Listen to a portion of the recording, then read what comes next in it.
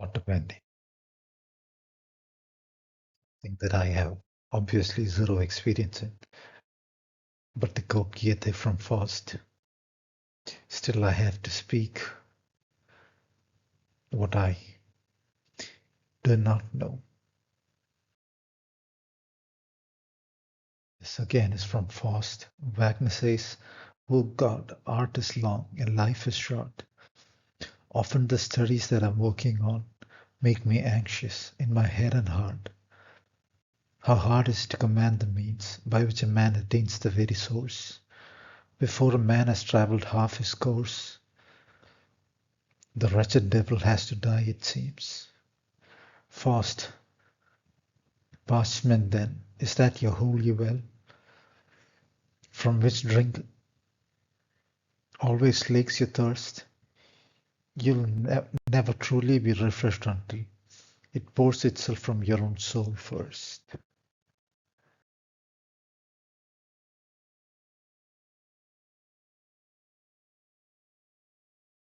For the Buddhists and other traditions, waterbending is real. Particular source text that has reached us is Vishuddhimagga of Buddha Ghosha. Because I have very little experience in the Kashina meditation, I tried Kashina meditation on the earth element for a while. It seemed to me what we'll discuss later, what they call the counterpart sign, which is marble light, did appear. I did the Kashina meditation on the earth form of my own body, which is of course the matter of my own body. In the ancient view of things, matter, the elements, earth, water, fire, like that, 4 or 5 elements depending on the tradition, exist in own body as well. So you needn't find an external Kashina. Okay.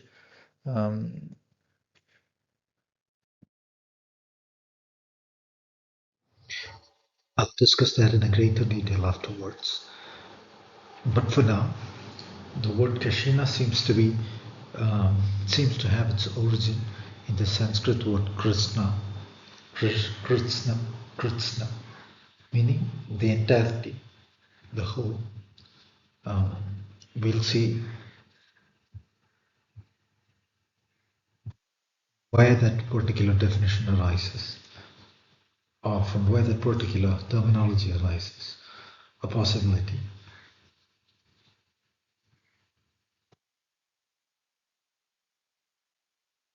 This is a particular kind of meditation. I'm no expert in what forms of meditation existed in which era, but it seems that the author of this book compiled a system of meditation that existed within a community of Buddhist monks during a particular era. The overall idea is they meditate on the outward form of an element. It could be a small round of clay symbolizing earth. After a while of meditation in that form, it could be a week, it could be 2 weeks, perhaps even longer for some. A mental image of the outward thing appears inside. So from that point on, the outward artifact is not needed. A mental image of the earth appears. By earth, I mean the element earth, which is say predominant if you take up an object made of clay. Or the water element is predominant if you are viewing in the perception of water, say in a stream. So the meditation then continues on the mental image of it, which can be evoked anytime. Mental image of earth. It could be evoked by resorting to the mental image that was had while meditating on the outward object. The meditation on the outward object led to the formation of the mental image. And then the mental image is meditated on to unveil what is called the counterpart sign. And at a stage, the counterpart sign is expanded to fill the entirety of the universe of one's perception. And that's why it's called Kritsna, probably. Kritsna meaning whole. In Pali, from the Sanskrit, Kritsna became Kashina.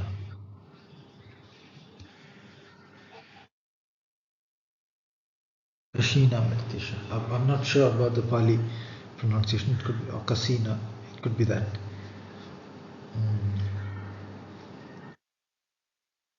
I might have used the retroflex, but then if it's not retroflex, it is Kashina. So the Buddhists speak of different stages of meditation. They call it jhanas. It might be from the Sanskrit dhyana, or it might be a word in its own right. Proceeding through the stages of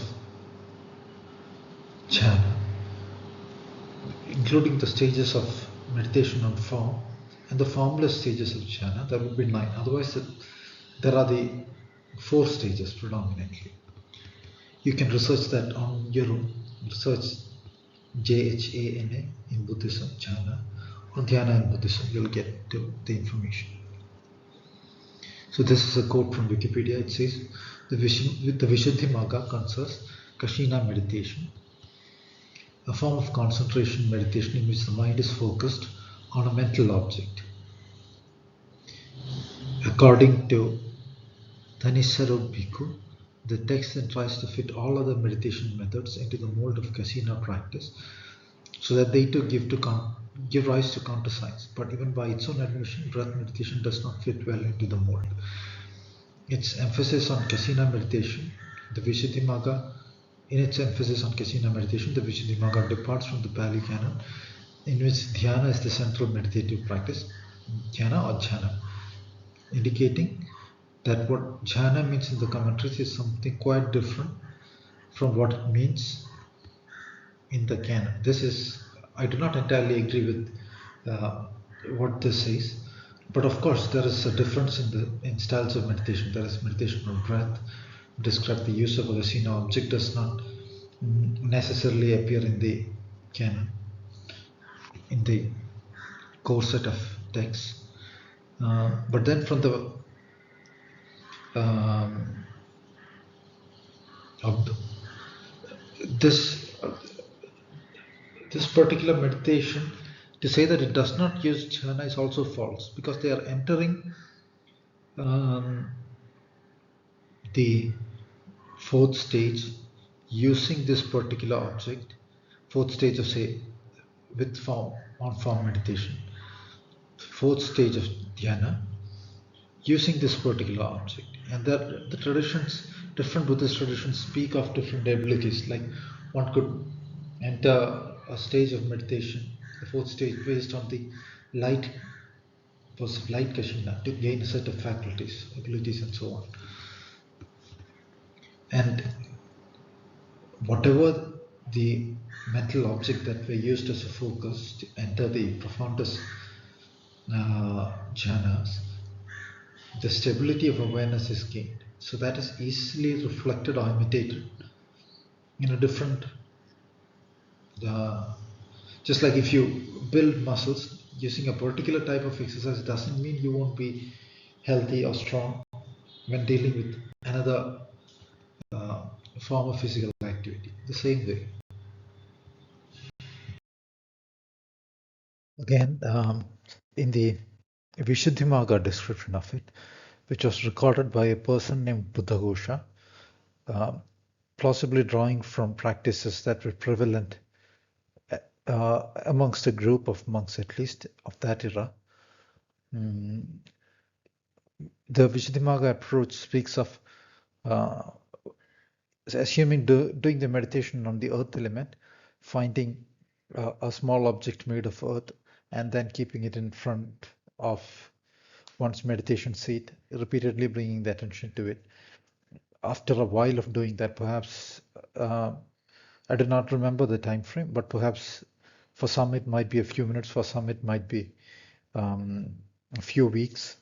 An inner image of Earth appears, which is a mental image.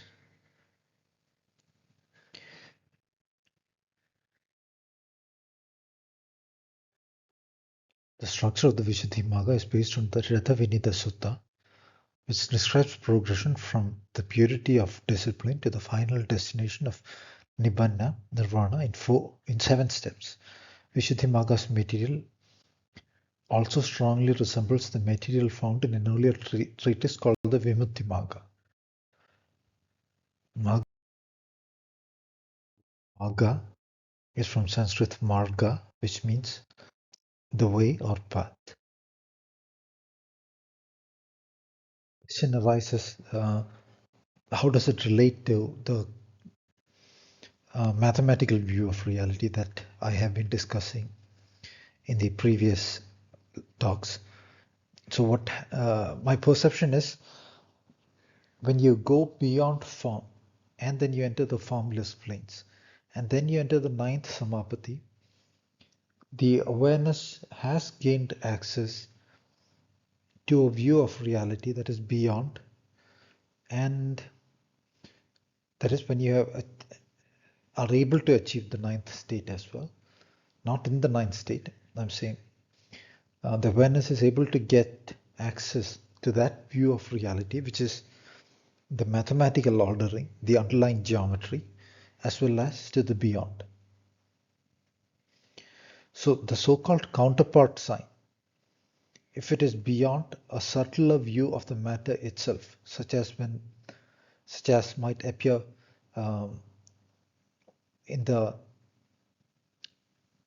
mental view of the outward object itself, the mental view of the earth element, that is the first sign that is held. And then by meditation on that, one progresses into the counterpart sign. The counterpart sign is described as beyond the Rupa Dhatu, or that which grants the notion of form. So underlying that which grants the notion of outward form is the mathematical machine. So in one aspect, it has to do with the mathematical machine. Has it got to do with something beyond? The question arises. One could refer to the commentary of Euclid, commentary on Euclid by Proclus, in which Proclus says the imagination is a faculty that brings to form something beyond,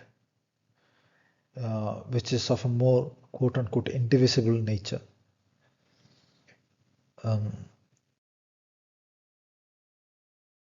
So a geometry or something is a view into something beyond. The nature of the counterpart sign is often described as like crystal, snowflakes, and so on. Yet it is not of the ordinary perception of form and colors. The earth Kashina is described as like marble or pearl. It might be a denser view of the vector set, though in a machine view, it can often appear as a kind of mercury silver, because the perception of the underlying, the beyond appeared, has that nature often. And this particular quality reflects onto the perception because the awareness is resting on that plane which is beyond form, but somewhat a step lower than the absolute, and that is the plane of mathematical ideas according to the Platonic school of thought, apparently, which Proclus writes of. Proclus describes it that way, lesser than that absolute indivisibles or whatever. The term indivisible is open to debate, but less than that absolute, but more than that, beyond that sensory perception of reality, and therefore it has that ordering which is universal mathematics.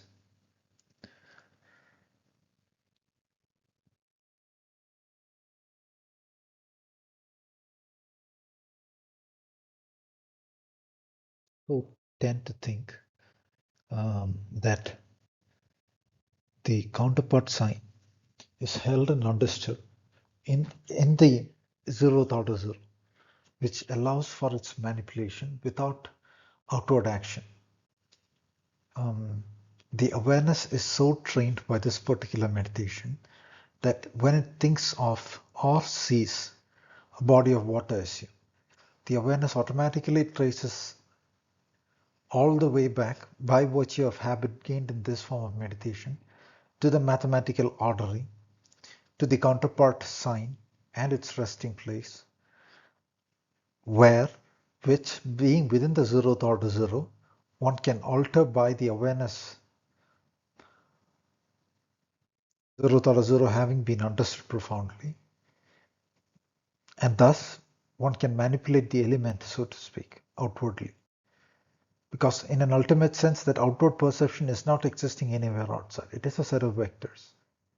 Why one is restrained into a particular mode of action, into using a particular set of operators, which involves the notion of spin generated separation as minimal, when that is the kind of push or pull action that if you want to move water, you have to have a particular third order zero point in which own awareness is resting without spin separate, a significant amount of spin separation from the zero point of the water body that one is trying to, or the water pocket that one is trying to move, and then a symmetric alteration can be generated, which is like the normal action, Newton's laws. So what one is doing is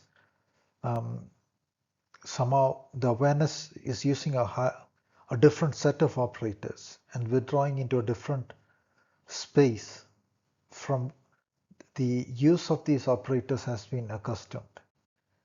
The awareness has been accustomed to the use of these operators through the meditation process that I just described. And because the operation an operator and the holding of vectors involves the alteration of the vector space, the vector set that is held is altered in its possibilities, which appears as a kind of supernormal action.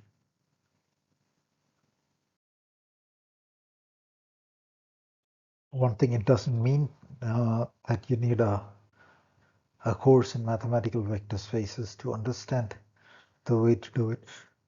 What they speak of as vector spaces rest on a particular zero of a particular dimension, and there is a lot of limitations to mathematics today because it is a product of a limited awareness, a limited 3D awareness.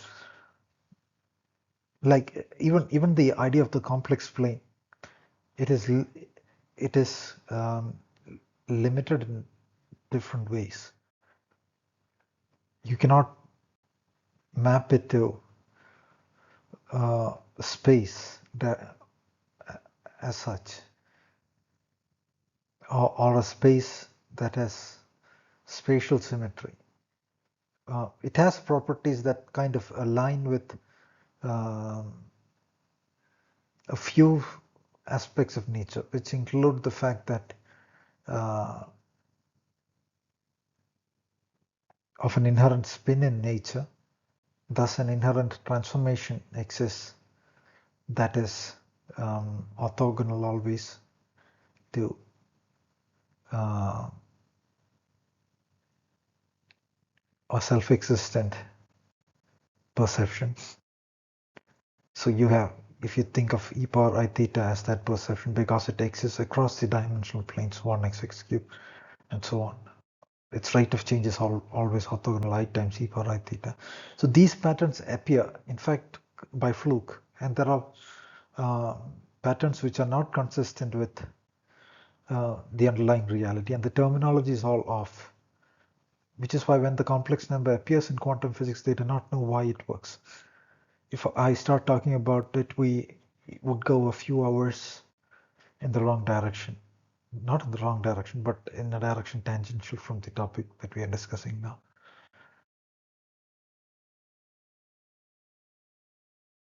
So in the Buddhaghosa, the name of the author of that text is Buddhaghosa, Vishuddhimagga. They say, assume meditation on the water Akashina. Assume a bowl of water. It could be anything. Water in a flask, glass, bowl, anything is set in front of oneself, and one repeatedly meditates on that thing. Then after a while, the mind can evoke the water image at will. Then one meditates on the water image. Ideally, the water image should be clear without bubbles or without added colors or anything, because that is not the system being pondered.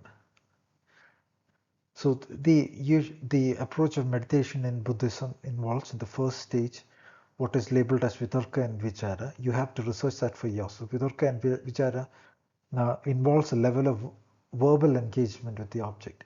Like if you want to study an object, one verbally repeats aspects of the objects. If you're studying water, you could say water, water. You could kind of repeat its properties.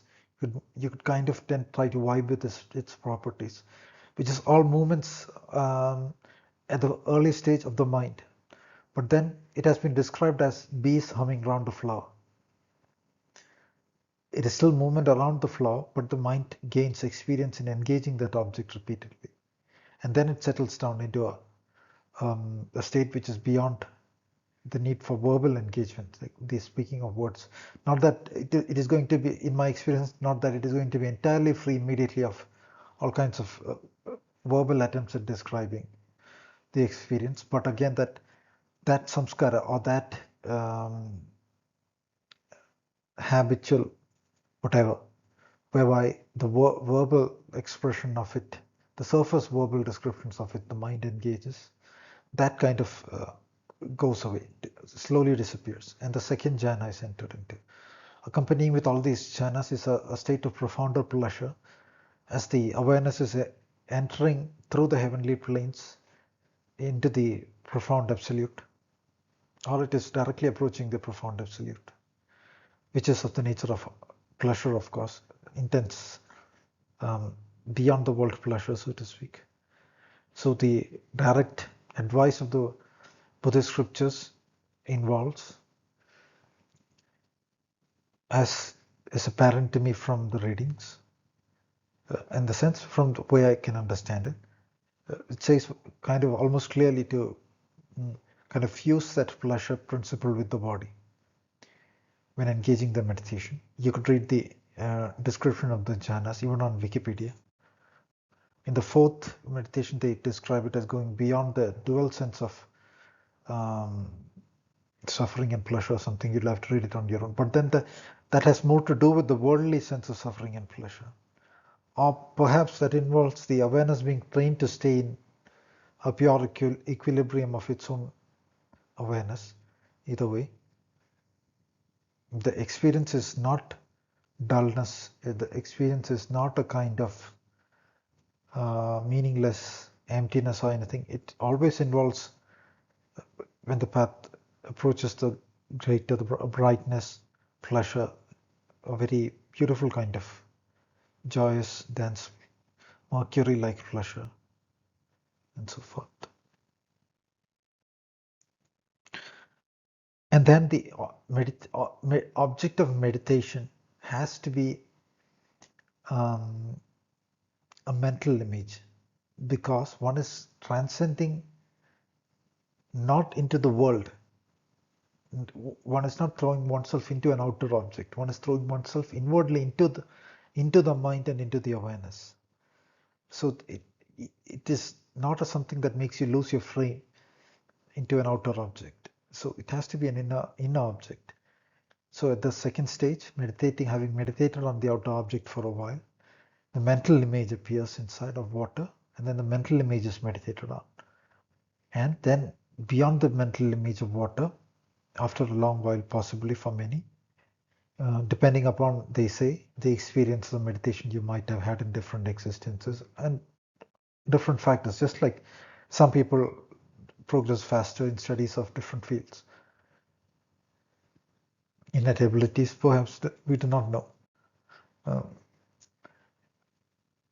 as in our modern way of thinking uh, does not always offer an easy explanation. So the counterpart sign appears,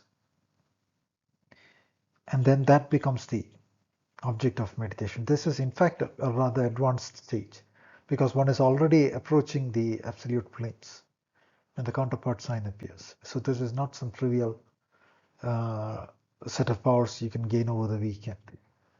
It is almost like said to be as if approaching samadhi, the final stages of meditation.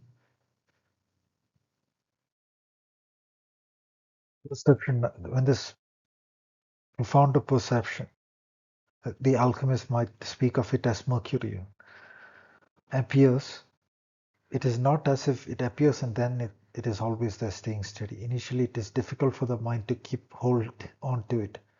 The mind often has a tendency to get drawn into the spheres of form, so to speak, outward form.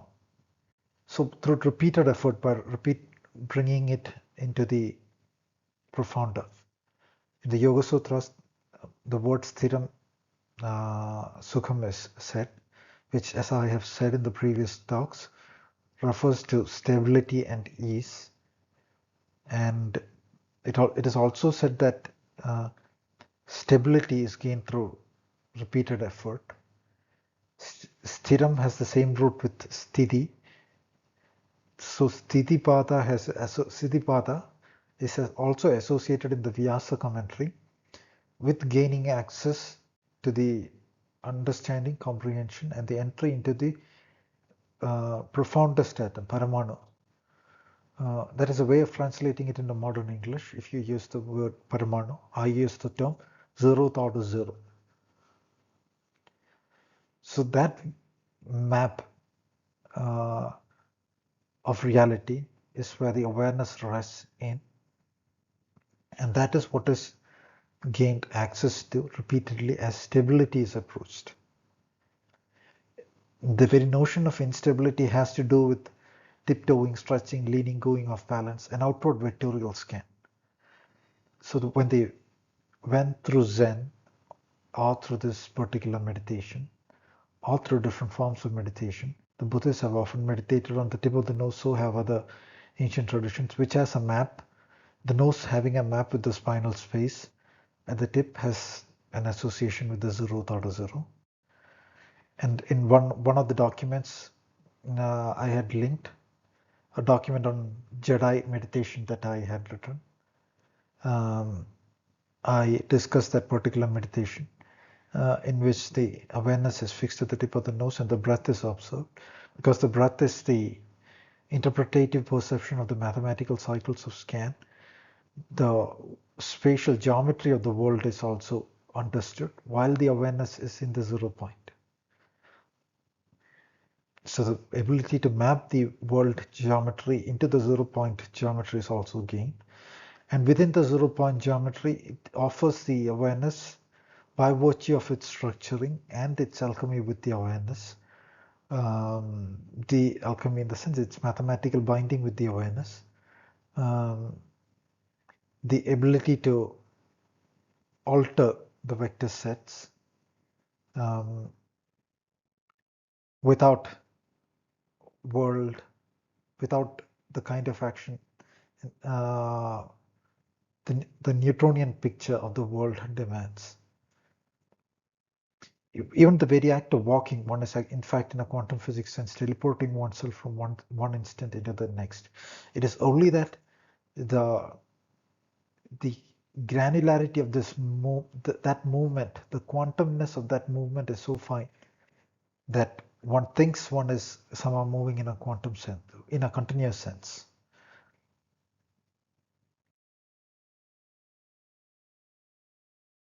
So why I said that is our very movement is in fact teleportation. All movements are teleportation, even in the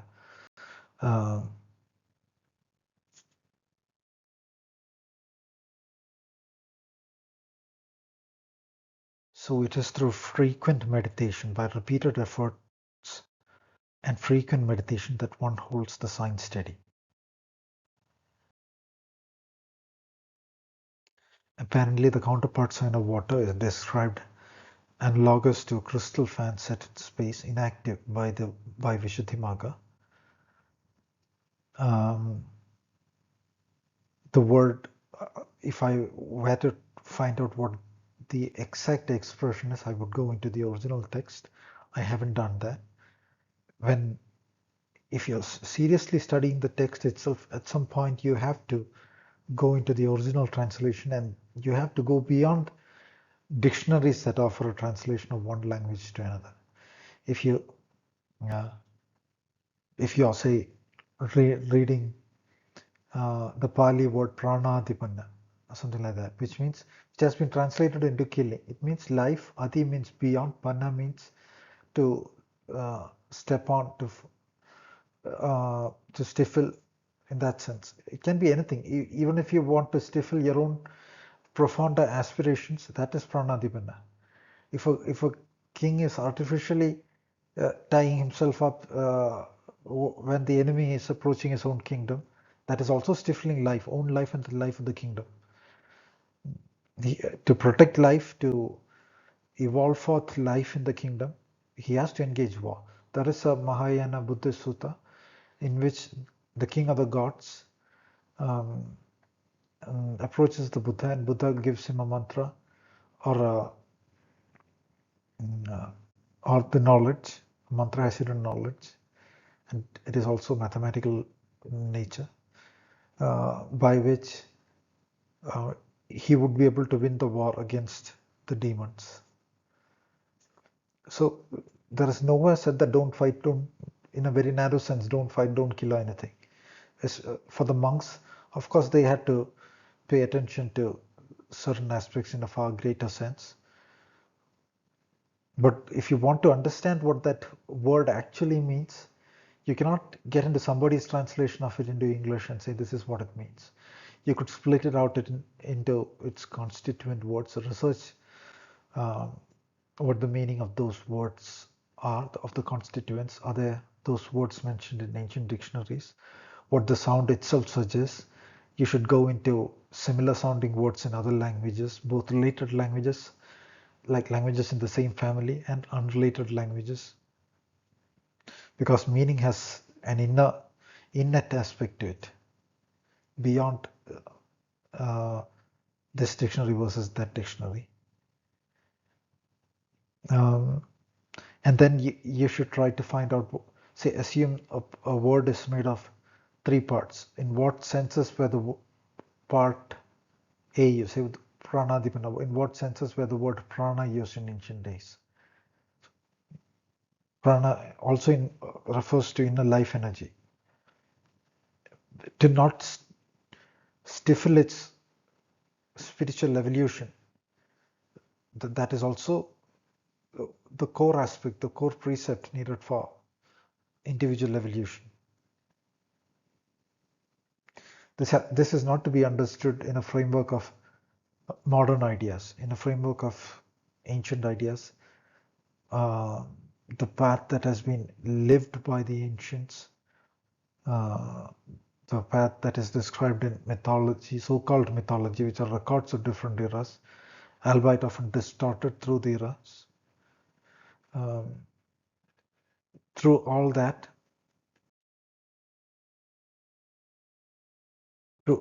one should strive for an increasingly clearer understanding of it.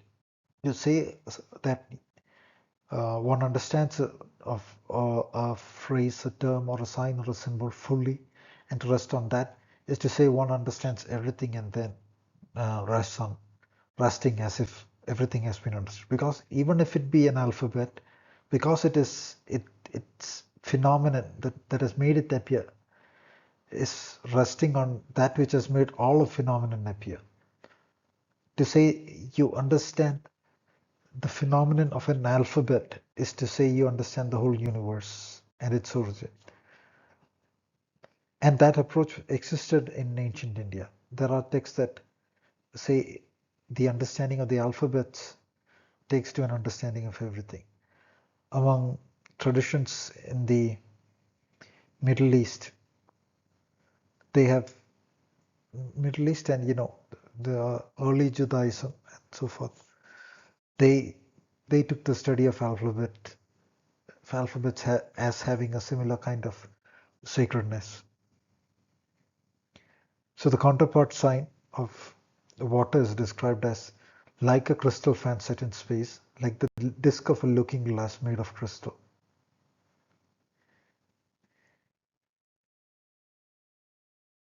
According to according to Sven Brettfeld, writing a paper on Vishuddhimagga, the countersign is a consciousness belonging to the sphere of pure form.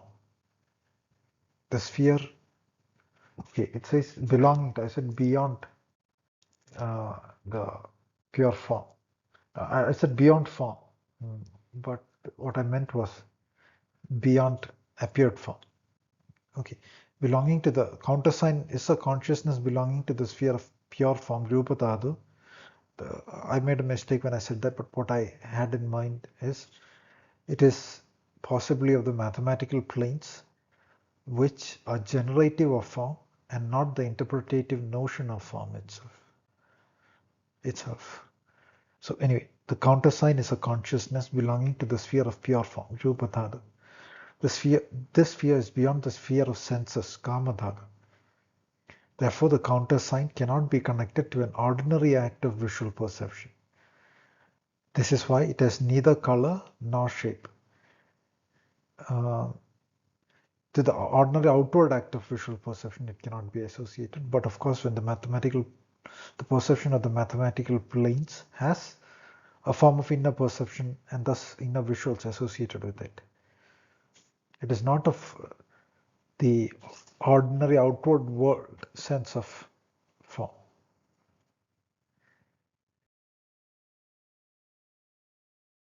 In addition to meditating on the form of water, the Vishuddhimagga itself suggests using the word descriptions of water. Apa, water. Apa is the Sanskrit form of water, Sanskrit word for water. You could describe that word because when you say that you're seeing water and saying water, because the sound evokes that whatever form, meaning and form perception inside you. So that is a window into the form that is being meditated on that which is being sought to be meditated on, and thus to be understood. So I write and meditate frequently on the idea of water, meditate on the word water, apa, on a view of water, on visualized water, and on the feeling of water, and so on. One could also try to understand the properties of water. When you step into a very pristine body of water, it is almost immediately healing if you experienced it. So one could try to ponder that, try to understand it, and thereby have the awareness gain access to it. The awareness has access to it. Assume that water can heal, the awareness can immediately heal oneself. It is not good to try and heal everything in the world because the world is running on patterns of wisdom as well. Just like if you find somebody off the streets and thinking the person is defenseless, has no weapons, gives a few guns to the person, you'll probably engineer a disaster in society. Even if you find a lot of money and give it to somebody, the person is not good enough, that means disaster not just for the person but for society as a whole even. So when I'm saying, when I suggest the idea that water has healing properties, I do not suggest any ideas of,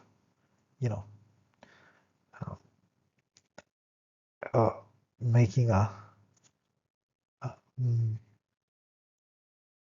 world healing effort out of water or anything. But when one's awareness progresses and when one engages in own progress, one generates patterns which allow the world to evolve further. Just like if a scientist makes a few discoveries, it is not the scientist alone that benefits. it is the human race that evolves. When an artist engages in a higher form of art, whether he publishes his particular art or not, he has in fact uplifted the world as a whole and by extension added to the universe.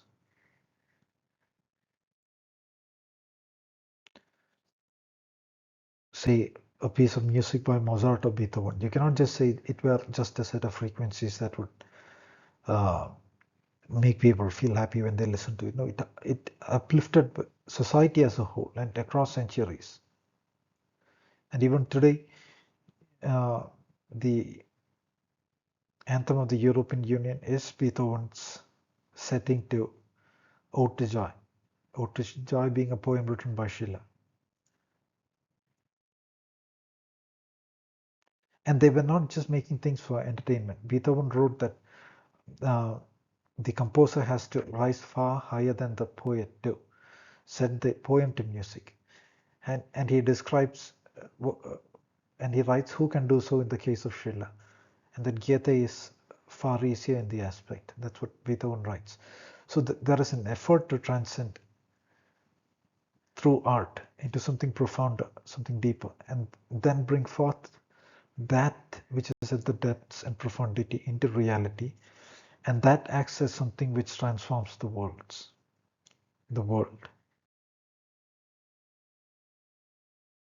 When discussing the earth Kashina, Buddha Bhushan Vishdimaga says it should be pure clay or earth like at the bank of the Ganges. Like it should not be mixed with colors or pigments or anything.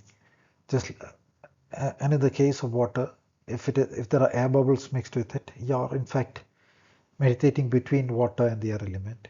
I mean, altering between the perception of the water and the air element. So ultimately, what is formed needs to be a mental image of pure water. By pure water, I do not mean factory distilled water, but you get the idea. What I had earlier said in the previous few slides. So I'll just move through these slides by just reading them. That form of water in imagination is the object of meditation.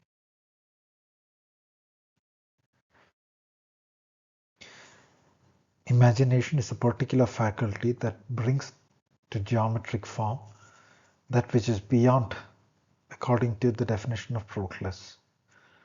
But here, what I mean is what I write here, that form of water in imagination is the object of meditation. That definition of Proclus is, of course, profoundly beneficial in understanding the idea. What I say here is partly based on an understanding, feeling, and a whole lot of guesswork from what I have read and so on. But to arrive at an understanding, just like when we make theories of physical reality, it progresses from educated guess to educated guess to an even better educated guess. All the theories that we have now are at best educated guesses on what actually is reality. So do not hesitate to make an educated guess, but then of course do not speak of it as the absolute truth or think of it as the absolute truth either. But unless one is willing to make a guess, one cannot progress to greater truth. Nobody can sit there and say, I will not think or make a supposition until the absolute truth dawns on me.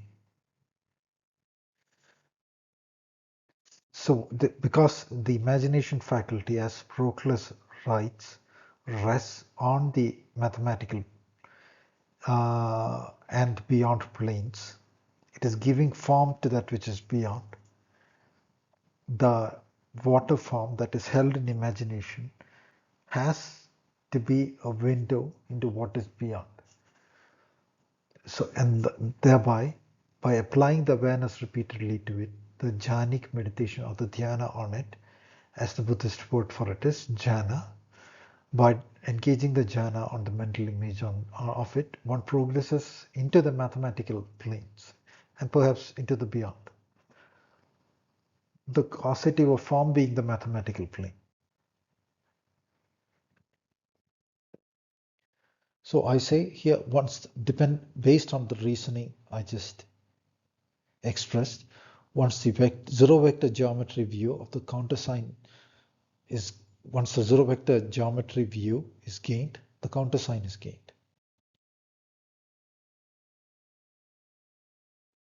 That mathematical object is taken as the object of meditation.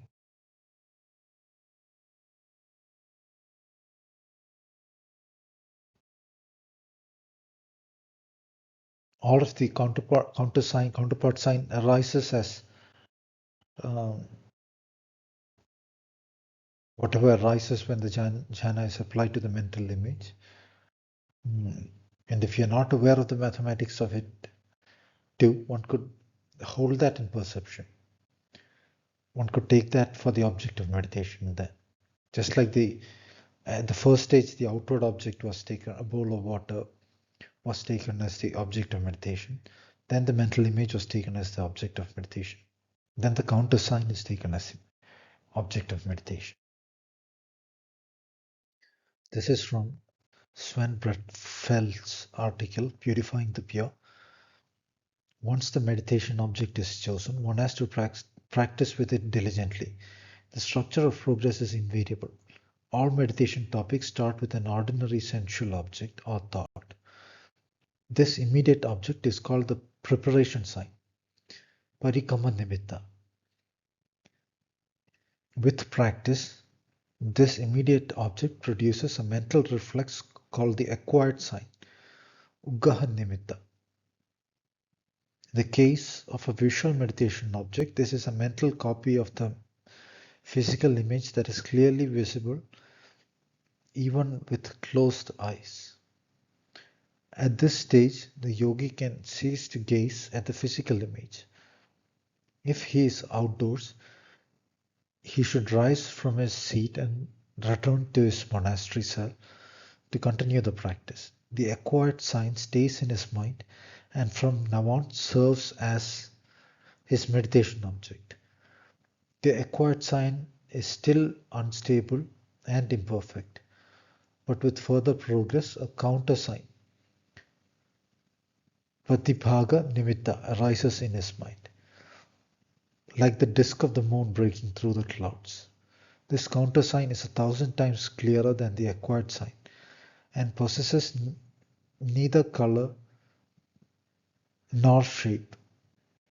When the countersign arises, the state of near samadhi, upachara samadhi, has been reached.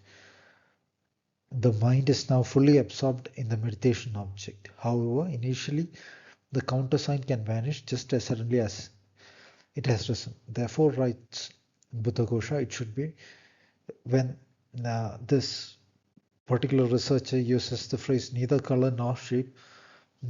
I had quoted from the Buddhaghosa's work itself saying like a crystal fan, so on. So there is a sense of color and shape. Color in the sense the earth Kashina is described as mother of pearl, pearl-like color, or that bright silver coloring can appear. So but then at the same time, one is aware that this particular perception is not a world phenomenon perception. It is not a color or form of the world. One can trace that form that has appeared through the mechanics of that which generates the world phenomenon form perception to the world form itself. The counterpart sign of water and that which appears as water are not entirely related. Even when I use the word inactive, I had taken, when I quoted the word inactive from an English translation, of the Vishuddhimagga, I wanted to go into the originals and see what word was used. Because whatever is of a world perception alters in view of due to the spin of the mathematical artifact. So is the spin unveiling a geometry that is inherent and without alteration, uh, as the flow of water and so on? So the Platonic view of reality, Plato's theory, speaks of a world of such objects that get projected onto the world of perception here, like shadows falling on a wall.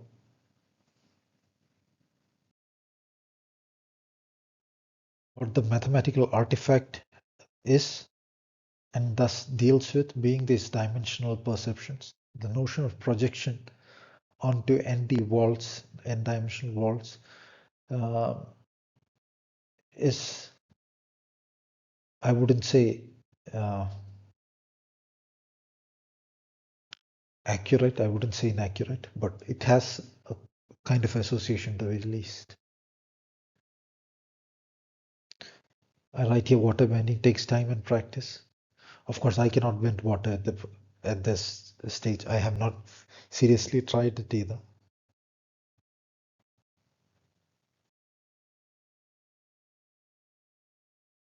Do not break the principle of ease in meditation. This is important. Some people think by overstraining themselves, by just concentrating over vigorously, one could just end up with success in no time. That is not how it works. The principle of ease should not be violated. If you want to meditate, meditate in short, easy intervals, and gradually, when the pleasure of meditation arises, there will be no physical unease either. In meditation, meditating for longer phases of time, there will be no sense of mental unease either. Even for people who are professionally meditating, for like monks and so on, they start with like 10 minutes of meditation frequently, or half an hour meditation a few times a day before getting into longer phases. Of course, in some paths they might even take up like a few years solitary retreat in the mountains and so on, solitary meditation, and long phases of meditation are undertaken as well. Yeah, that ease and pleasure are aspects of authentic meditation, as the deeper view of reality has those properties.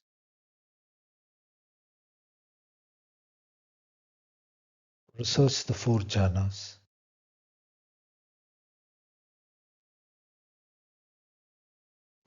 This is not just to civilize the image, but this is part of the process as per the text from a very fast reading of the text that I read, not even the whole text from here and there.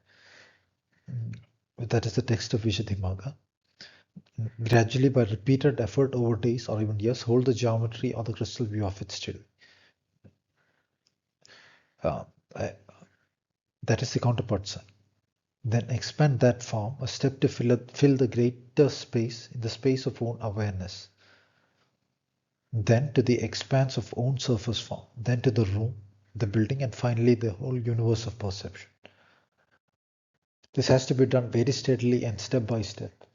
One cannot just hope to vaguely imagine from the beginning itself as if the counterpart sign extends to the whole universe of perception.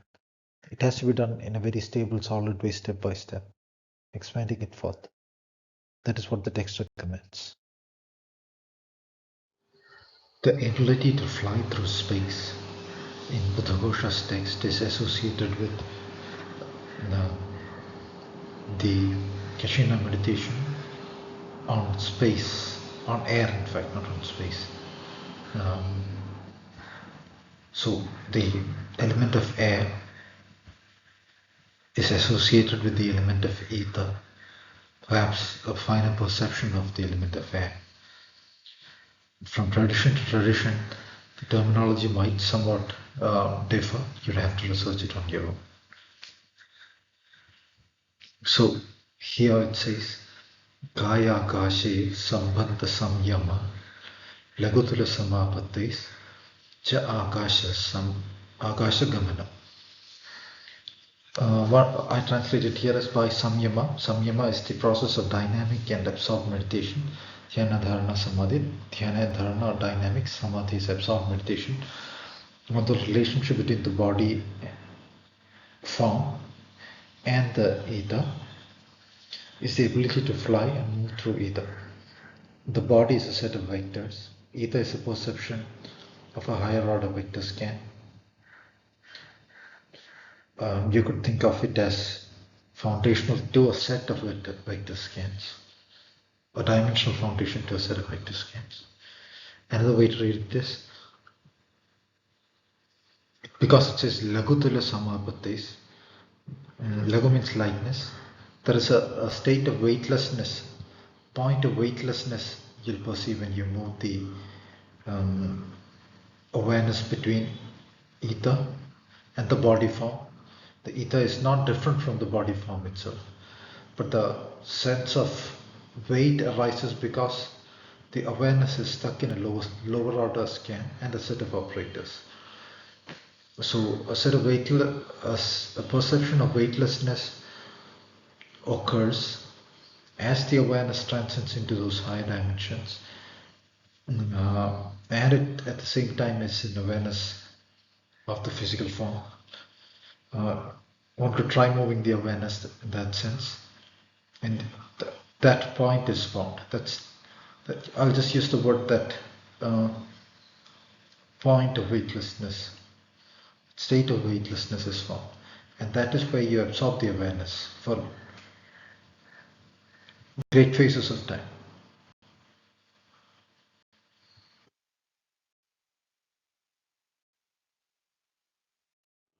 The chapters are a detailed analytical and practical breakdown of stages of meditation on a kind of meditation.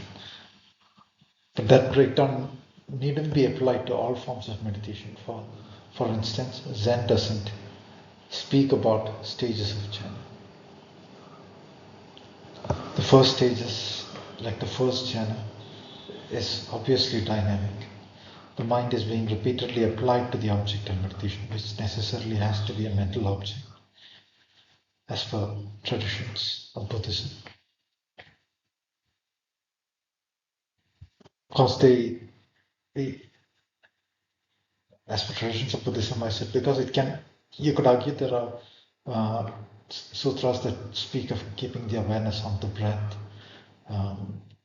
There are traditions that speak of keeping the awareness at the tip of the nose. Those aren't exactly mental objects.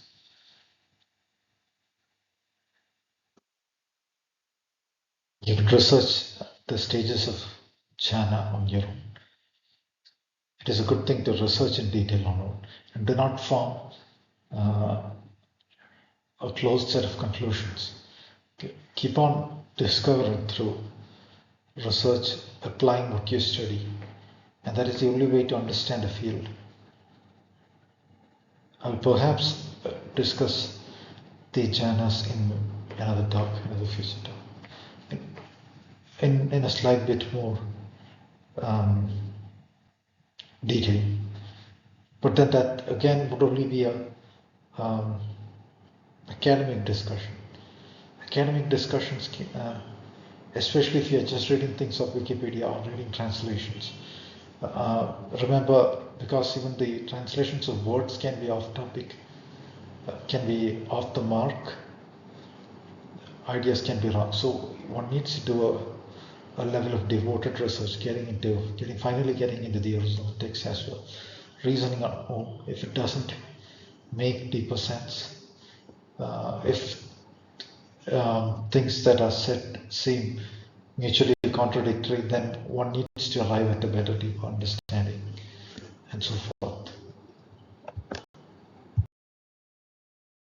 Translate of the Vyasa Varsha on the sutra that I just discussed.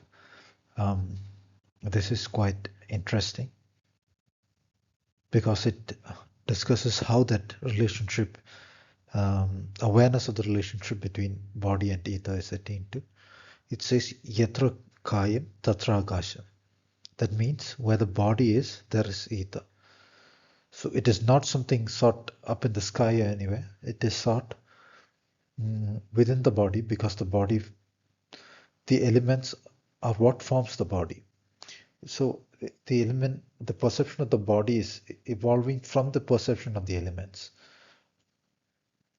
In that sense, the body is emerging from the body perception is emerging from the ether perception, and it goes back into the ether perception as well. Um, you could think of it, ether, as a layer of the mathematical world DNA scan, which by a different level of uniformity to it makes a subset of underlying of dimensions of scan underneath it. Remember, it also says it has to, this perception has to be traced down to the zeroth order zero, the paramanu. We'll see that in this text.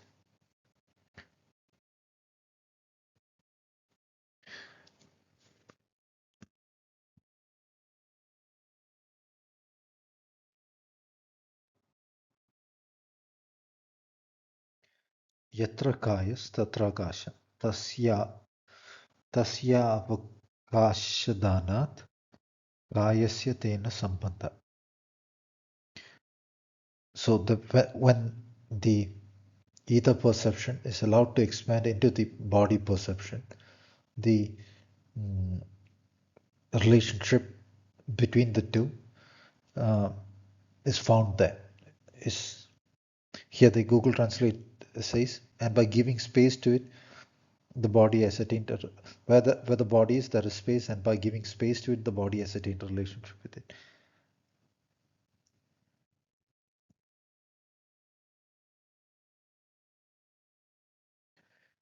So that relationship between the two, the body perception and the ether perception sense, is found there.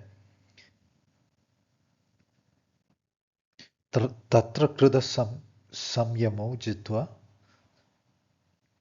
and there the samyama process has to be done in what was found just now.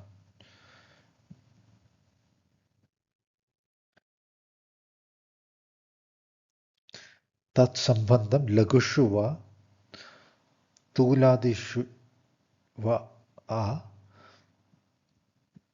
paramanubhya samapatim labdhva jita sambandho laghur bhavati. It means, from my style of reading Sanskrit, uh,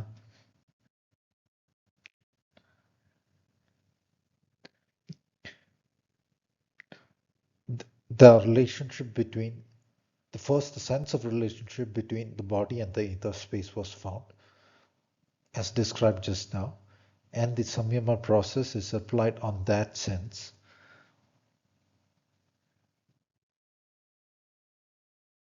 Its association with the sense of weight and lightness is found.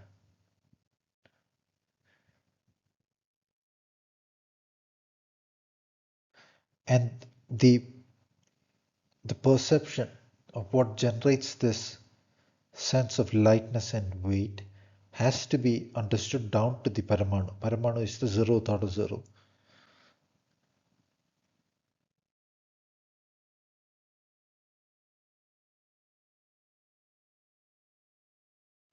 Then the uh, paramanubhya samaptim labdhva jitva sambandho laghur bhavati. Then lightness is gained. Lightness is won over. The ability to laghur here means lightness, levitate, and so forth.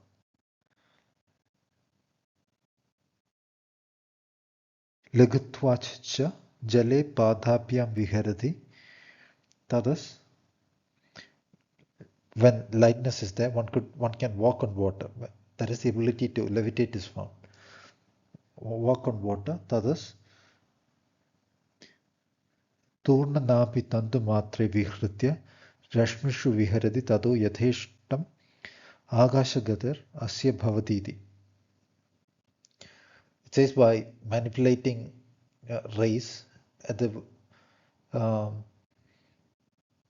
By actively altering rays at the naval space, it says, one can, as one pleases, move through the sky. Samyamu jitva tatsambandham libashuva tuladishva a paramanubhya samapatim labdva. So this is a phrase taken from the previous line. Anybody who has a pet would have noticed that it is easier to lift up the pet when it is willing to be lifted up. Like if it's resting on the bed and you need to lift it up and put it outside the room, it will seem that it is heavier, that somehow it can increase its weight. There is an awareness dynamic there, even though that is not probably something that can be measured in the lab. But there is an awareness dynamic involved, which has to do with that the vector alterations need to have the awareness draw into somewhat deeper spaces, deeper order zeros. And because the vectors are held with the symmetry on a high order zero, is why the so-called Newton's third law appears. This is the last phrase from the Yoga Sutra commentary. Yoga Sutra commentary done by Vyasa, the Vyasa Bhasha, on that flight through space sutra. On the third line, I broke the compound word Agasha Gatir down to Agasha and Gatir. It's the same thing. There's no difference. And the translation is quite accurate. Now, assume you do not have any background of the mathematical physics that I have been hinting at, suggesting, discussing. So, is there any way to make sense out of it? No matter how good your Sanskrit is, no matter how good your English is, no matter what dictionary you're using, this particular sentence will appear ridiculous, absurd, meaningless. Now, if you take the idea that the naval space has associations with the 0 point of an order, and that the view into the 0th order 0 needs to be established across all the n zeros that one is holding in awareness. So anyway, with the idea of the 0 point physics and the 0 point map of the vector set of the world perception vector, this immediately makes sense. That is by altering the first sentence, by altering only in the 0 space, only in the 0 space, second sentence, altering the vectors, raise as vectors, being in easy activity thus, viharati tado, yatheshtam agashagata, as one pleases, one movement moves through the akasha or sky. Akasha can also refer to higher dimensional skies, the deeper dimension, the higher dimensions also. Sky movement as desired, it occurs to him, it occurs to the adept, or the one who endeavors thus. Now this, when the physics fell in place, this makes logical sense. That's why I've been saying understanding this field is not just about being able to read Sanskrit. It involves a lot of active research because we are dealing with the scientific terminology of another era, and that there is no encyclopedia describing the physics or worldview or mathematics that has that is at the moment with us or with the academia. Perhaps even some of those traditions prefer to record ideas in very terse statements because ultimately knowledge had to be arrived at through direct understanding. It is also possible that there exists perhaps in some finely sealed off ancient vaults in some places in the world, records of ancient eras. So this is on the next slide you'll see a 17th century painting describing what I say here. The solar naval and the anthropic naval space are associated with the zero emergent zero as the creator Brahma is thought to emerge from a lotus, symbolic of dimensional unfoldment, the petals indicating layered dimensional directions as well. From the navel of the super universal principle in ancient Indian mythology, the creator is in ancient Indian iconography displayed as emergent from the navel space of the super universal principle, of that which is beyond.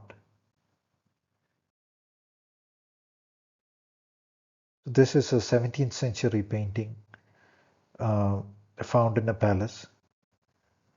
Here you can see the symbolism that I just suggested, that I just spoke about.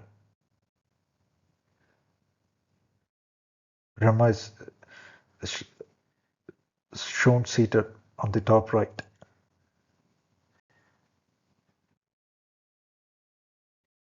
The Greeks had an ancient meditative exercise that they engaged when they wanted to deepen their understanding of the universe, a form of meditation, for the same reason why different traditions engage in meditation.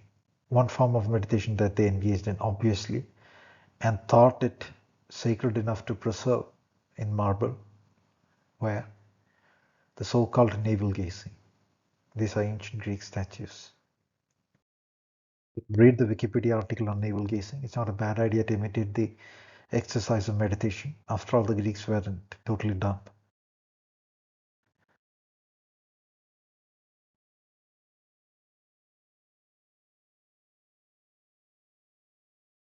Here are some suggestions. Do the Samyama process on the countersign, the purely geometric and mathematical view. Do the Samyama on the awareness that holds the sign. Do the Samyama process on the alteration of a vector set of the geometry. Do the Samyama process on the relation between the vector geometry view, the awareness holding it, and the usual worldview of the phenomenon. It's a good idea to engage Samyama on the awareness itself that is holding the awareness of a deeper dimensional phenomenon, of a deeper phenomenon. And also to understand construction of space, a conjugate space can be established in the awareness, and the process of vector multiplication leading to the generation of high order spaces, and that process repeated, resulting in views of even higher order spaces, and the awareness thus given the knowledge of how to structure space and establish itself purely and filling that space.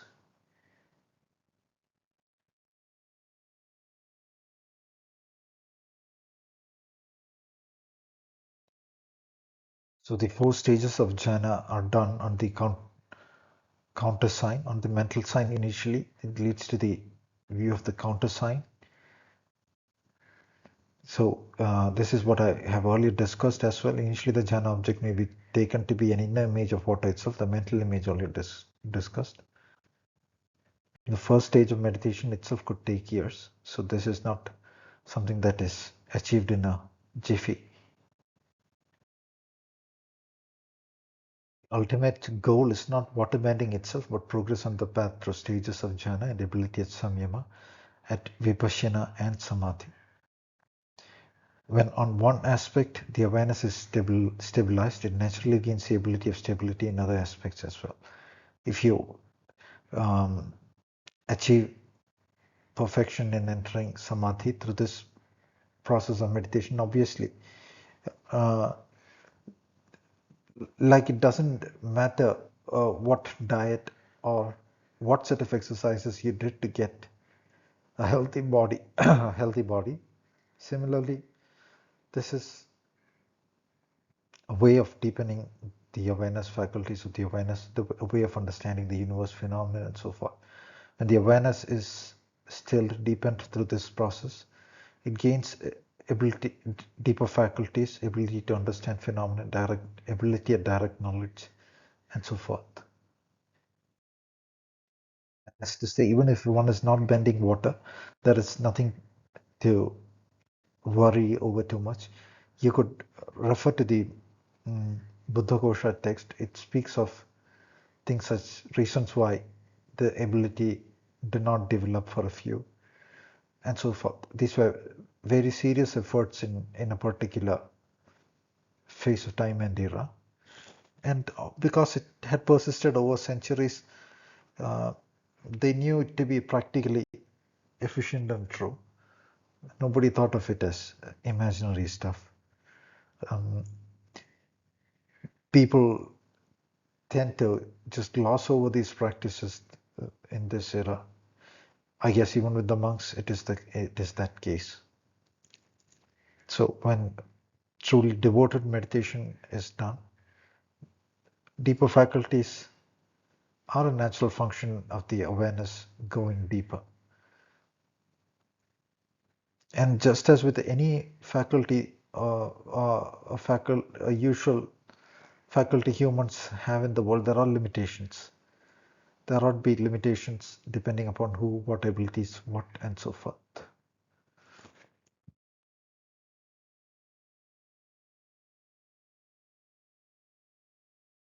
Counterpart sign of Earth is on the next slide. Uh, and before that, uh, a similar process can be done on the other elements, air, fire, and so on. Earth, air, fire, water. This is a description of the counterpart sign of Earth. As he does so, I'm reading from the text itself. As he does so, the hindrances eventually become suppressed, the defilements subside, the mind becomes concentrated with axis concentration, and the counterpart sign arises. The difference between the earlier learning sign and the counterpart sign is this. In the learning sign, any fault in the Kashina is apparent, but the counterpart sign appears as if breaking out from the learning sign and 100 times, 1,000 times more purified, like a looking glass disc drawn from its case, like a mother of pearl dish well washed, like the moon's disk coming out from behind a cloud, like trains against a thundercloud. But it has neither color nor shape, for if it had, it would be cognizable by the eye, gross, susceptible of comprehension, and stamped with the three characteristics. But it is not like that, for it is only born of perception in one who has obtained concentration by a mere mode of appearance. But as again, remember, no color, no form here does not mean it is not viewed within. It only says it does not have an outward, it is not of the outward vision or the outward phenomenon generated forms. Plus, in his commentary to the Elements of Euclid, speaks of imagination as a faculty that brings to form and perceivable geometries what are otherwise superuniversal and indivisible perceptions to the individual awareness.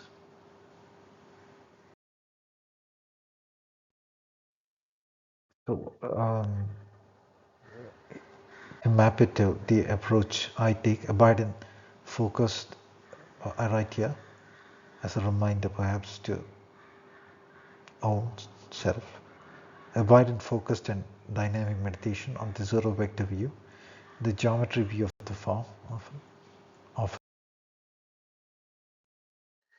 the zero view, the mathematical form, when in the zero space is altered without peripheral action. The awareness has been trained to hold the zero view, vector form reflected in the zero thought of zero, every time it holds the perception of water, and the will is able to alter those forms unless held by another super force.